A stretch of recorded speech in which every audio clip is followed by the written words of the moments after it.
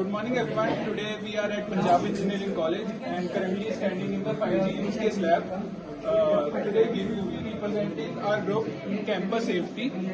In today's world, safety has become a huge concern. In large campuses, colleges and hostels, it is very important to ensure proper safety of their people. And the current traditional CCTV systems that are used, they heavily rely on human monitoring, which is very inefficient and unreliable. For solving that problem, we have combined Edge AI, computer vision, and high-speed wireless communication. Our system is not just recording; it understands what is happening and reacts instantly. As for the hardware part of our project, we first have a Raspberry Pi 4 module B system, which basically takes in live feed from the camera and processes data using computer algorithms. Next, we have a PiCam 3. It takes in live feed, whether it is for our attendance monitoring system, fire detection, or violence detection system. And it basically acts as a visual sensing unit of our system. On top, we have a WaveShare 5-inch display screen. It basically acts as the user interface part of our project. All of this is enclosed within a 3D printed enclosure, which also has a battery backup to make sure that our device acts as a standalone product in itself. So now I'll be demonstrating how we have made the wireless connection between our Raspberry Pi and our laptop. First of all, we have connected our Raspberry Pi and our laptop over the same network, that is Wi-Fi. Now I'll be typing the commands. So now I'll be switching over to the screen recording for a better view.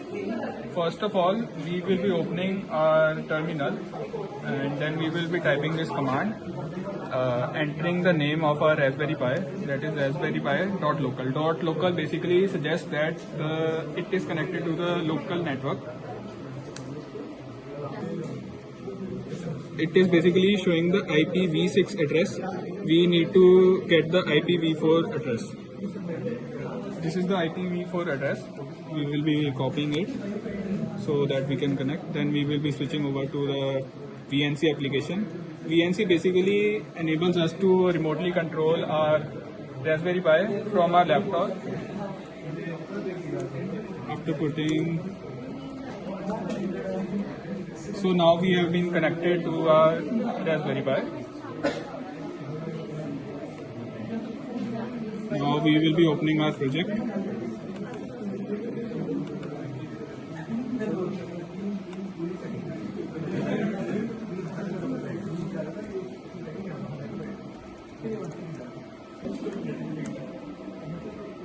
First we enable the virtual environment so that the system packages don't clash with the app. Now we will start the app. Now the camera is basically broadcasting over this address. We can copy it.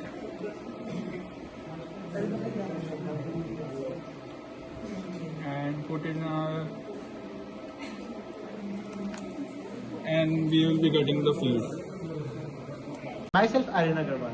Now I am going to go deep dive into the three demonstration of the three models that we use. First of all, I am going to explain you the fire detection model. Come along with me.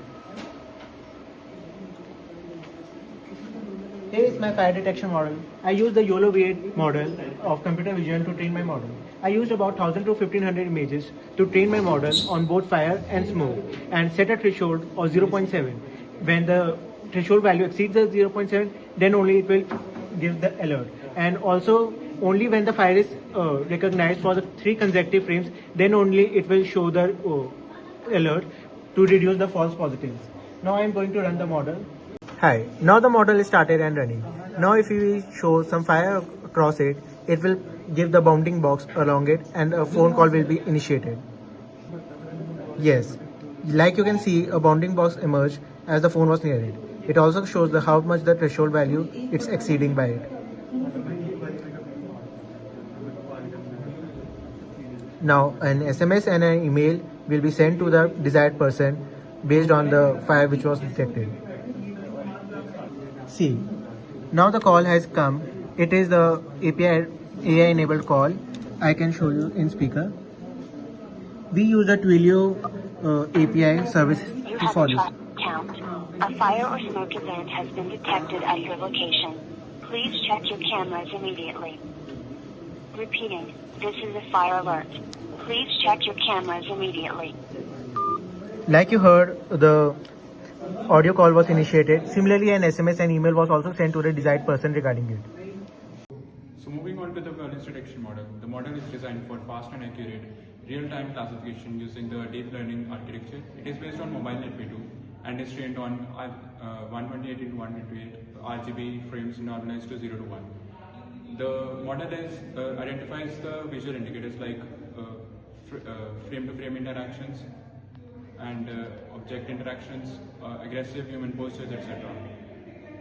The model has an accuracy of 96.1% and has a confidence threshold of 90%, which basically ensures a reliable detection.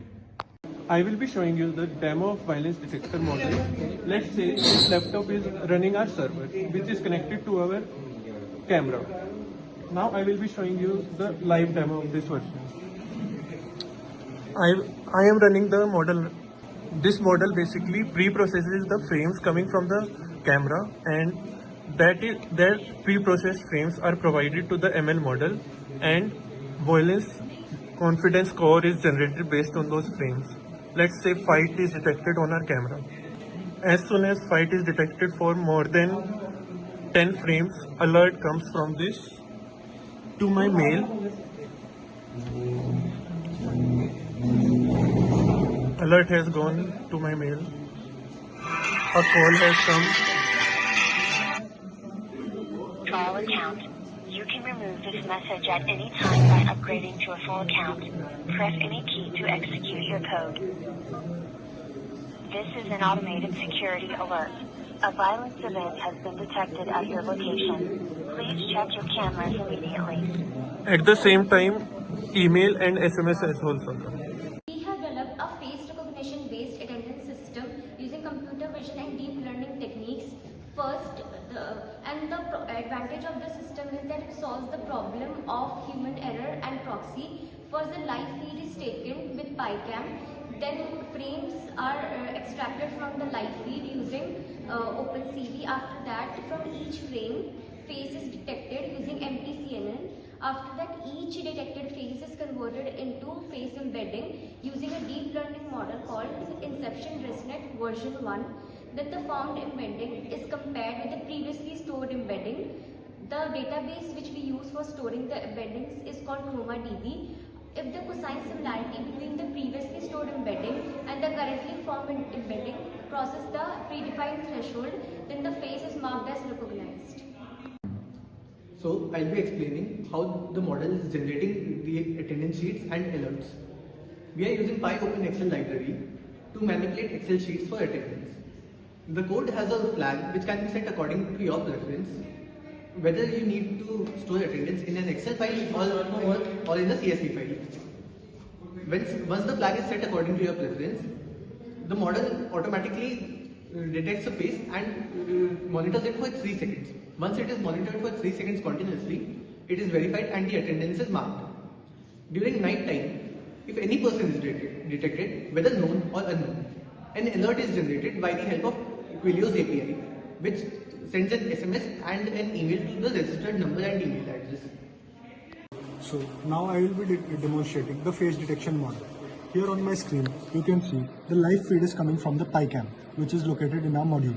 Now, whenever a person who is registered in the college comes in the field of view of the camera, they are monitored for 3 seconds. And once they are verified, their attendance is marked on the Excel logs.